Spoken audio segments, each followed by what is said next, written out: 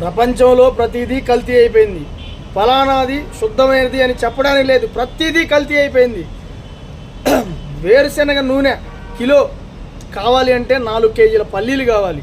4 కేజీల పల్లీలు, గానుగ ఖర్చు, కూలీల ఖర్చు మొత్తం కలిపితే 1 కిలో వేరుశనగ నూనె, స్వచ్ఛమైన వేరుశనగ నూనె కిలో 800 రూపాయల వరకు ఉంటుంది. కానీ 200 రూపాయలకే ప్యాకెట్ వేరుశనగ నూనెని అమ్ముతున్నారే. మరి అది అందులో వేరుశనగ నూనె ఉందా, కల్తీ ఉందా, ఎంత నీచమైన అందులో పదార్థాలు ఉన్నాయనేది అక్కడికి వెళ్ళి వాళ్ళ దగ్గరికి, ఆ కంపెనీల దగ్గరికి వెళ్ళి మైకు పెట్టి ప్రశ్నించమ్మా.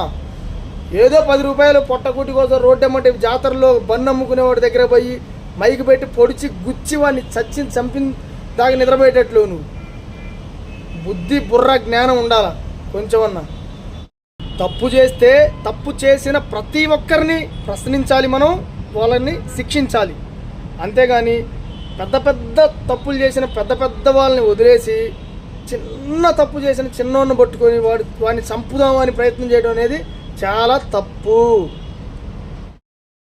ఈ సమాజంలో లంచాలు తీసుకునే లంచగొండులు, లక్షల జీతాలు వచ్చినా లంచాలు తీసుకోవడం ఆపట్ల వాళ్ళు, వేల లక్షల కోట్లు దోచుకునే రాజకీయ నాయకులు ఎంతోమంది ఉన్నారు. వాళ్ళందరినీ వదిలేసి ఏదో ఒక చిన్న సరే బన్ను, కోవా బన్ను అనేది మనం దాదాపు 20, 30, 50 రూపాయలు తక్కువ రాదు. బల్క్లో అమ్మినా సరే 30 రూపాయలు తక్కువ ఉండదు. కానీ అతను 10 రూపాయలకి ఇస్తున్నాడు కాబట్టి అది అసలు కోవా బన్నే కాదు. అందులో ఏదో మట్టి తీసుకొచ్చి బన్ను చేసి మట్టిని అమ్ముతున్నారు, లేకపోతే అందులో కల్తీ ఉందనేసి ఆ అమ్మాయి అడగటం మైకు పెట్టి. చేసిన తప్పులు, అందరి తప్పులే ప్రశ్నించాలి. అంతేగాని పెద్ద పెద్ద తప్పులు చేసిన పెద్ద పెద్ద వాళ్ళని వదిలేసి చిన్న తప్పు చేసిన చిన్నోడిని, సరే వాడు ఎందుకు అమ్ముతున్నాడు 10 రూపాయలు, అందులో ఏముందో మనకు తెలియదు. ఆ తిన్నోళ్ళు ఎవరు చచ్చిపోలేదు.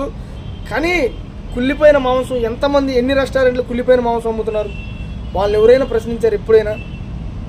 పెద్ద పెద్ద రెస్టారెంట్లు, హోటల్లో నెలల తరబడి, రోజుల తరబడి చేపలు ఎక్కడెక్కడి నుంచో వస్తాయి తెలుసు కదా మీకు. 10 రోజులు చచ్చి ఐస్లో వస్తాయి, వాటిని అమ్ముతున్నారు. రోగాలు వచ్చి చచ్చిపోయిన మేకలు, కుక్క మాంసం కూడా పెడుతున్నారు. కొన్నిట్లో అయితే ఇదే మటన్ అని కుక్క మాంసం పెడుతున్నారు. వాళ్ళందరినీ వదిలేసేసారు, వాళ్ళని ఎవ్వరూ ప్రశ్నించట్లేదు. మరి వీళ్ళకి ఈ మైకులు పెట్టి క్వశ్చన్ చేసే దమ్ము, వాళ్ళ దగ్గరికి వెళ్ళి క్వశ్చన్ చేసే దమ్ము ఉందా? వాడేదో రోడ్డు వెంబడి ఖాళీగా దొరికాడు, యూట్యూబ్లో ఫేమస్ అయిపోదాం, సోషల్ మీడియాలో ఫేమస్ అయిపోదాం అని చెప్పేసి వచ్చి మైకులు పెట్టి వాడిని గుచ్చి గుచ్చి గుచ్చి చంపుతున్నారే. పనిచేస్తుందా అసలు ఆ బుర్ర? ఎమ్మా నిన్నే